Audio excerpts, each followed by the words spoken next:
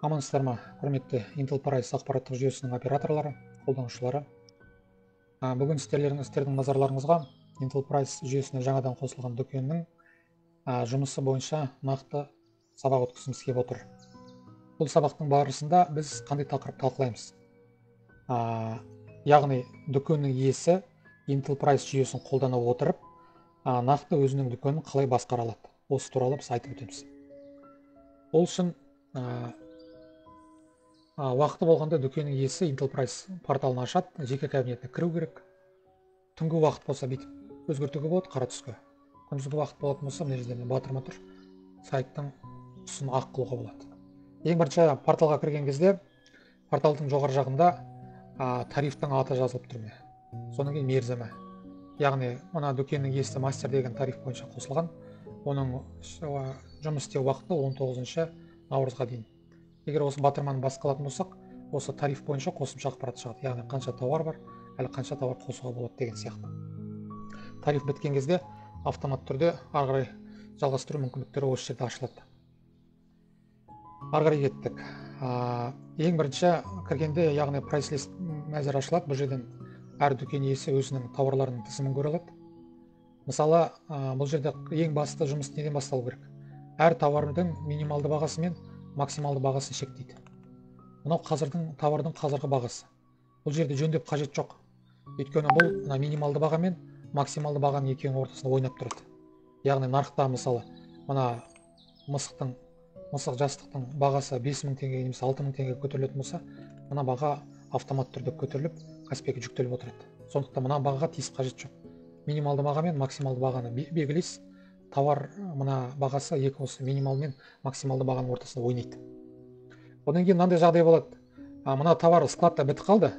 Ол кезде мына батырманы басып, өшіру батырмасын басып, товарды өшірудің қажет жоқ. Товар тұра береді.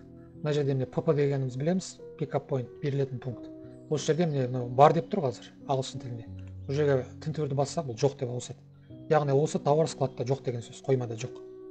Жоқ деп қойғаннан кейін мына жерге парсинг деген мәзірде біз жоққа ауыстырып қоямыз.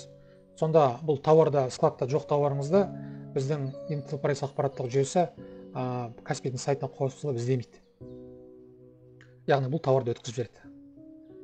Ал болашақта тауар болған кезде бұны қайтадан қосып жатпайсыз, жай мына батырманы баса саласыз, иесінеп бітті. Парсинг дегенді басасыз, Intel Price автомат түрде мына тауарыңызды Каспиге жүктеп береді. Болды, басқа ештеңе істеп керек жоқ, өзі жасайды. Ары қарай кеттік. Одан кейін мынандай батырма. Мына батырманы білеміз, бассақ осы тауардың Каспидегі парағы ашылады. Парағын ашқан кезде біздің дүкен мына тізімде жоқ, байқап отырсаңыздар. Мынандай жағдай болады, мысалы бір клиентіңіз хабарласады, айтады, осы мысық жастықты мен сізден сатып алайын деп, маған сілтемесін жіберіңізші деп айтады. Ал сіз сілтемесін жібере алмайсыз, өйткені мына сілтемені Каспиден сілтемесін жіберсеңіз, сіздің конкуренттеріңіз шығады, ол кісі не істейді? Сізден қымбатынан тапсырыс бермейді ғой, конкуренттеріңізден арзанынан. Сондықтан бұл жағдайдан өту үшін мынандай батырма бар міне. Шынжырдың суреті көрсетілген Каспидің жанында. Осы батырманы басып қалсаңыз, WhatsApp ашылады бірден. WhatsAppпен өзіңіздің клиентіңізге мынаны жібересіз. Жіберер кезде кішкене аздап бүйтіп басып күтіп тұрсаңыз, осы тауардың суреті шығады. Суретін шығарып жіберуге болады. Клиент не істейді? Клиент мына сілтемені алады да, сол сілтеме бойынша батырманы басып қалған кезде тағы да Каспидің парағы ашылады. Бірақ та бұл жердің ерекшелігі, сатушылардың ішінде сіздің дүкеніңіз ғана болады. Басқа дүкендер жоқ, не көрдіңіз бе? Сіздің дүкеніңіз ғана бар. Сіздің бағаңыз көрсетіп тұр, клиентіңіз не істейді? Сізден содан сатып алады. Яғни бұл бағанағы шынжырдың құдіреті осында жатыр. Одан кейін келесі мәселе, бұл тауарлардың бренді бойынша. Дүкен иесінің шамасы келетін болса, тауарлардың бренді болатын болса, оны толтырып қойған дұрыс. Өйткені Каспи дүкенінің ішкі саясаты бойынша бренді бар тауарларды олар жылдам насихаттайды. Бұл енді келіп кетер ештеңкесі жоқ, бірақ осыны жасап қойған дұрыс. Ары қарай кеттік. Дүкеннің туралы жалпы ақпарат болған ештеңе кіріп керек жоқ. Тауардың өсу және түсу бағасын ғана бір жерде реттейсіз. Одан кейін импорт прайс листа дейді. Бұл жер ең басында бастағанда кене керек, бұлай қажет емес. Автозагрузка деген мәзір, бұл жерде бізде Intel Price-тың екі мүмкіндігі бар, Каспиге жүктейді. Біреуі XML прайс лист тәсілімен, екіншісі XL тәсілімен.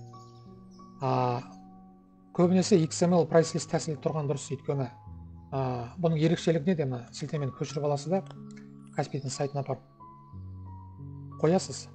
Каспийдің порталы ашылады. Мына жерде автоматическая загрузка деген бар, осы жерде жаңағы сілтемеңізді осы жерге қоясыз.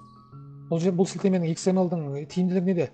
Бұл Каспий банк өзі Intel Price порталына қосылып, сіздің тауарыңызды өзі жүктейді.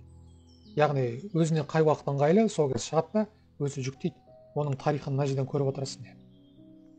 Неше түрлі жағдайлар болады, мысалы кейде Каспийге жүктеу функциялар істемей қалған кезде XML көбінесе істеп тұрады. Сол үшін XML-дің құдіреті сонда жатыр. Екінші, Excel деген тәсіл, бұлда автомат түрде жүктейді. Бұны біз қай уақытта қосамыз? Тауарыңыздың саны 1000-нан, 2000-нан, 3000-нан асып кетсе, біріншіден. Екіншіден, XML істемей қалса, осы тәсілді қосамыз. Бұл да өзі автомат түрде қосылады. Олай басса, өзі шығып отырады. XML істемей қалдым деп, өзім істедім деп ақпарат беріп отырады. Келесі мәзір, статистика мәзірі, бұл енді дүкен иесінің досы деп айтуға болады. Осы мәзірлермен қатты жұмыс істеу керек.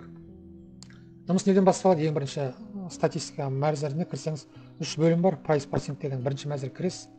Ең бірінші мына жердегі ақпарат, қанша тауарыңыз сараптауға алынды, қанша тауарыңыз сараптаудан өтті, қанша тауарыңыз сіздің дүкеніңізде бар, бірақ Каспийда дүкеніңізде жоқ, складта жоқ баяғы. Соның санын көрсетеді. Мына дүкеніңізде бар, бірақ Каспийден табылмай қалса деген соның санын көрсетеді. Тек қана санын көрсетпей, қазір мына жерде 0 болып тұр. Егер пайда болатын болса, мына жерде қосымша ақпарат беріледі. Қандай тауарыңыз жоқ, басып көресіз. Нақты жерде әрекет жасау, батырмалар пайда болады. Төмен қарай жүретін болсақ, бүкіл сіздің тауарларыңыздың, мысалы 256 тауарыңыз бар ма? Сол тауарларыңызды Каспийде тағы да басқа қандай дүкендер сатады. Яғни сіздің конкуренттеріңіздің тізімі көрсетіліп тұр.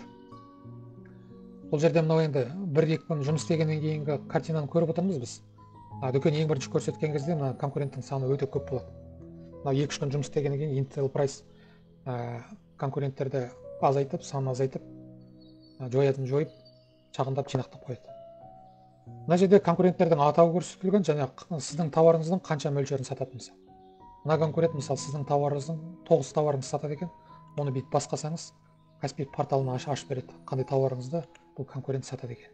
Яғни конкуренттерді зерттейін десеңіз, мына мәзір дүкен иесі үшін арналған. Келесі үстінде мынандай батырма бар, мынау, яғни сіздің тауарларыңыз. Яғни мынаны басқасаңыз, сіз көзбен көресіз, мына дүкендері кішірейіп қалды. Өйткені сіз 191 тауардың, міне 256 тауардың 191 сізге ғана бар екен, ал қалғандары міне конкуренттер бөліп сатады. Мына жерде пайыздық мөлшер қандай екен, көзбен суреттеліп жасалған. Мынаны бассаңыз, қайтадан орнына келеді.